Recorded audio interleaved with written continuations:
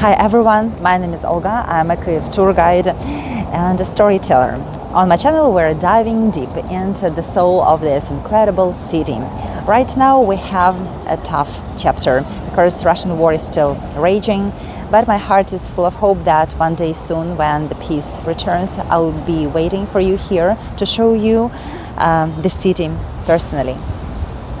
Today I want to show you one of the brightest landmarks of Kyiv, the magnificent St. Michael's Golden-Domed Cathedral. It's a place where history, faith, resilience and beauty is coming together, and it's just impossible to miss if you are in the city center. You will notice this dazzling onion-shaped golden cupolas from everywhere, and it's so dazzling because actually these were the first cupolas, church cupolas that were covered with gold back then in the ancient period of Kievan Rus.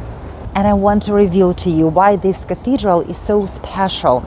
I want to take you beyond the history of the Golden Domes. We'll explore the incredible story of the monastery, the blows that it suffered, how it's standing today as a hope not just of Kyiv, but of whole Ukraine.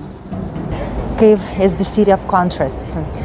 Here you can feel holiness and cruelty, glory and destruction. All is woven tightly into its fabric, and St. Michael's perfectly captures this spirit. Right here on the square you can see the ruined, rusty Russian tanks. They are standing here as a reminder to the people of Ukraine that we can withstand, we can be saved as the nation and thrive in future. This is the reason what we are fighting for, and this spirit of fighting is really hidden behind these mighty walls. The original temple was founded here way back in the 12th century by Prince Svyatopolk, and that was the first temple in Kyiv crowned with the real gold-covered onion-shaped domes. You can imagine that the kilograms of pure gold was shining on the sunlight, and that was visible from miles. It was guiding pilgrims to come here to bow to the relics of Saint Barbara, who was the protector saint of the marriage, of love, and the church was standing on the high hill overlooking mighty Dnieper River. Unfortunately, in 1937, Soviet regime decided to erase not just the cathedral, but another church that was standing nearby, the Church of Three Saints, and everything was demolished. You may ask me why? Because they were ruining the churches everywhere, and because these beautiful medieval masterpieces didn't fit into the grandiose plan Soviet had for this square. They wanted to create the glorious square for the Soviets parade on this place. That is why they just blew up the very valuable medieval landmarks. This new cathedral was completed in 1999. It's just 22 years old, but it was built according to the original layout of the first church, and it carries the soul of the 800-year-old legend. It has the golden domes, and they are shining brighter than ever. They are gilded with 7 kilograms of gold, and they are standing tall on the same hill. Rebuilding it wasn't easy financially or emotionally, but it was vital. St. Michael's became a symbol of Ukraine itself, a nation reborn, shining again despite everything.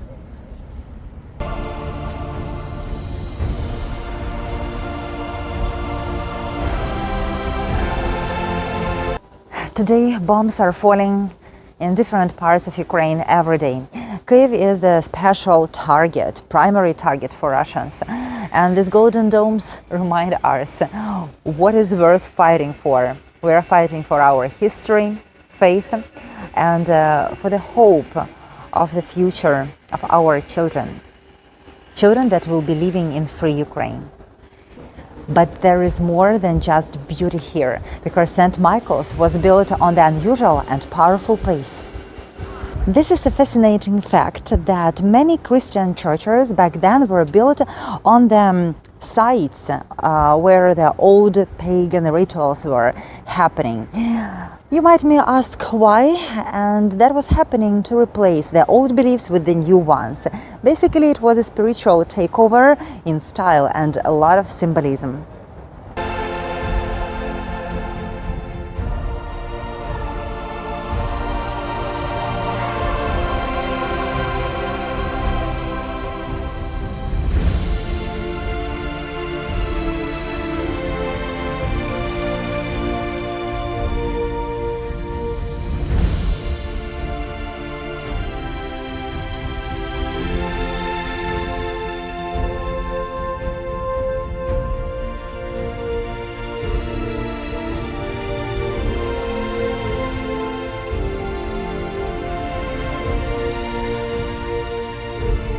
St. Michael has always been a part of a city's identity, of Kyiv's soul, because St. Michael is a patron saint of Kyiv. You can find it everywhere in all the symbols and especially in the coat of arms. So the cathedral itself is a masterpiece with such kind of very deep spiritual connection with Kyiv. Byzantine architects from Constantinople came to build it, but still the cathedral proudly shows the Ukrainian architectural touches. You can notice those colorful moldings on the bright blue wall. This is the kind of moldings that were used in the original cathedrals. Now you can find that in other churches the moldings are white, but here the original ones were colorful. Later people decided that it's kind of difficult to maintain them, wash them, reconstruct them, and they were going kind of the simpler way. They substituted the colorful moldings with the white ones.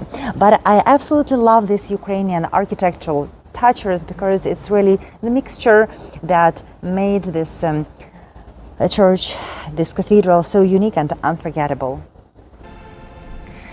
Let's step inside and look at the incredible interior of this beautiful church, because inside it's a masterpiece.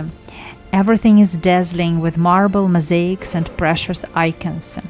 The mosaics were so fine that they earned the nickname shimmering or flickering. It's because they were flickering in the light like the tiny pieces of heaven. And you can see this incredible wooden iconostasis. The woodwork is amazing and it's covered with gold.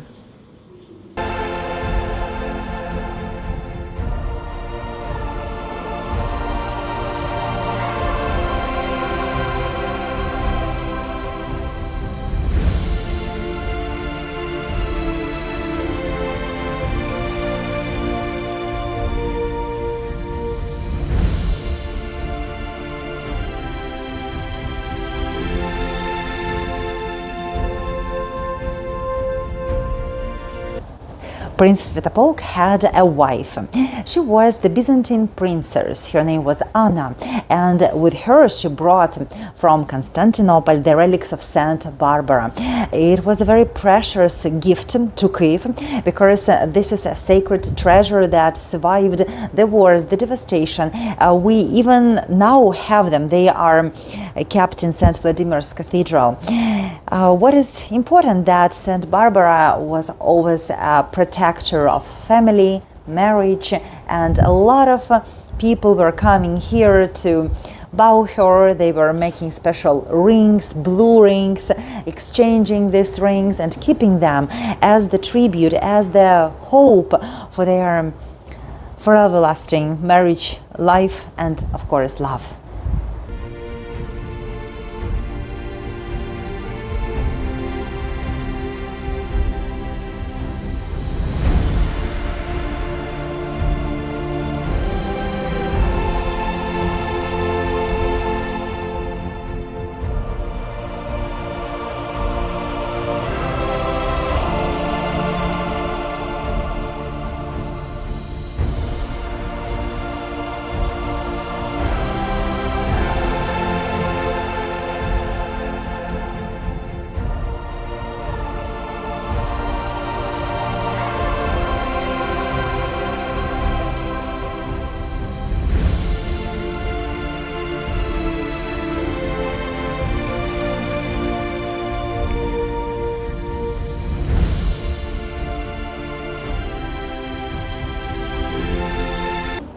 one building could survive that Soviet destruction, and it saved from the original times. It's a refectory. It's a charming building. It's covered with wooden tiles. It dates back to the 18th century. It survived the wars and those Soviet blow up, and it stands as the beautiful reminders of the past times when this monastic life was thriving. Refectory, it's a place where the monks were eating and praying. If you're not afraid of a lot of stairs, you can have a small adventure and climb this spectacular bell tower that is just streaming behind me. And from there, Kyiv unfolds beneath you. You will see the sea of golden domes, the wide squares, the ancient streets, and on the warm day, it's a perfect spot to just pause and appreciate life. It's hymn of Kyiv. How not to love you, dear Kyiv. And the gentle carillon is making that music. It's always so special to hear the song played by carillon. And now you can hear the mighty bells. The bells that were ringing in 2014 when the war started in Ukraine. Now let me tell you a very important fact about this cathedral, something that always gives me goosebumps when I'm telling people about it, something that connects this centuries-old history with the current times.